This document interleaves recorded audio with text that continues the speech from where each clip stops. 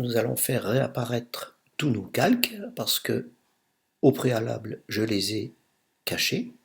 Donc il suffit de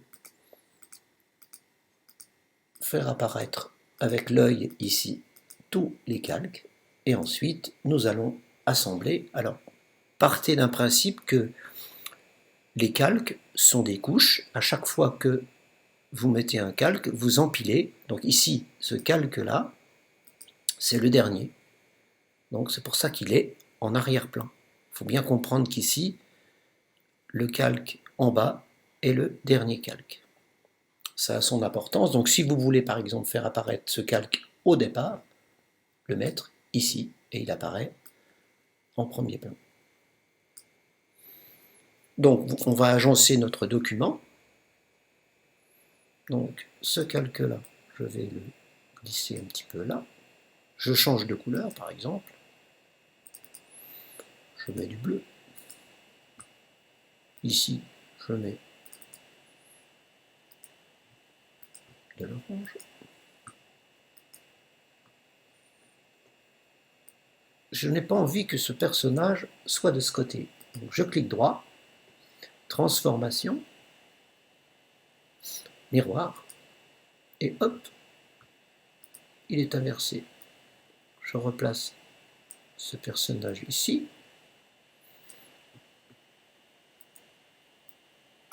Avec l'outil rotation, et quand vous approchez, hop, on peut, par exemple, donner l'illusion que le monsieur porte la loupe.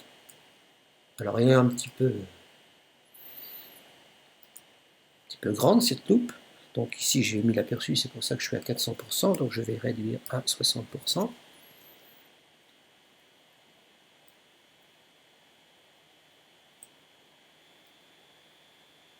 Je mets ce personnage ici, j'ai mon bloc ici rouge. Je vais le découper, dissocier pour en mettre un tableau noir.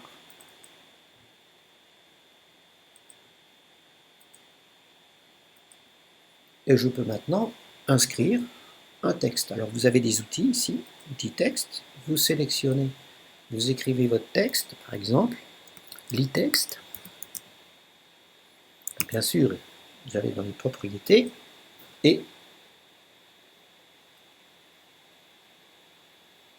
comme nous travaillons sur du 1920 par 1080, il va falloir prendre une police assez grande. On va prendre du 150. Je prends, par exemple, de la Bunge Regular.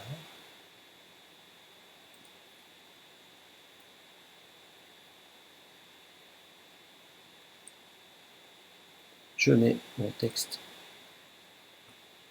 en blanc.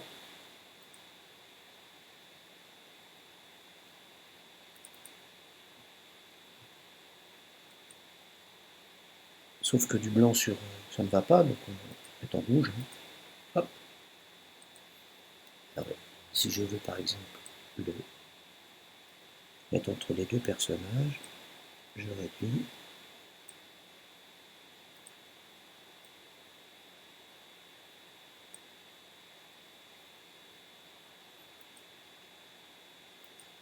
Une fois que votre texte est écrit, vous allez donc maintenant faire ce qu'on appelle une exportation.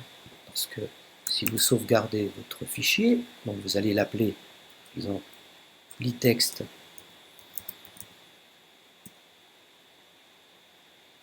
Sauf que ce fichier, mis à part avec Illustrator et d'autres produits Adobe, il n'est pas utilisable. Il faut donc exporter votre image. Donc, fichier, exporter, et c'est là que vous allez l'exporter soit en fichier PNG, c'est-à-dire que toutes les zones blanches seront transparentes, et vous pourrez adapter ce fichier. Donc par exemple PNG, je vais l'appeler litex.png. Hop.